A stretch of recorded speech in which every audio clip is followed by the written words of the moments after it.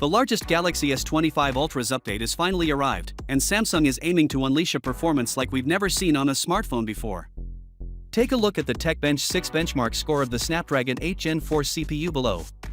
We have 2,884 single-core scores and 8,840 multi-core scores. These statistics are undoubtedly record-breaking, particularly the multi-core score, which is pretty high in comparison to the multi-core performance of the iPhone 15 Pro. Not only do we know the scores, but we also know the actual configuration of this chip, which has 8 total cores and performance scores of up to 4 GHz clock speed. I never thought we'd see a phone with a max 4 GHz clock speed, but the Galaxy S25 Ultra will break records. Not only has Qualcomm surpassed Apple in terms of CPU performance, but they're also looking to destroy Apple in terms of GPU performance, as the graphic performance of the Snapdragon 8 Gen 4 is equally insane. The ridiculous GPU update was also revealed by Digital Chat Station, which has a good track record when it comes to these things. Samsung will have an even greater edge over Apple in terms of GPU performance thanks to Snapdragon 8 Gen 4.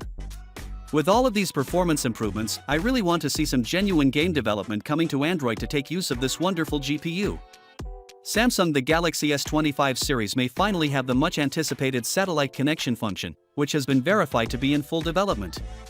According to the software code leak coming via Android authority, Samsung is working on emergency SOS or emergency text message service via satellite. Not only send messages but also receive text messages via satellite connectivity. Honestly, this is something that we have had on iPhone since the iPhone 14, so it's about time Samsung included this in the Galaxy S25 series. Now, with the S25 series, we'll see a mature version of the One UI 7.0, which has lately been the biggest subject of leak, with many graphic leaks for the One UI 7.0 drawing influence from iOS.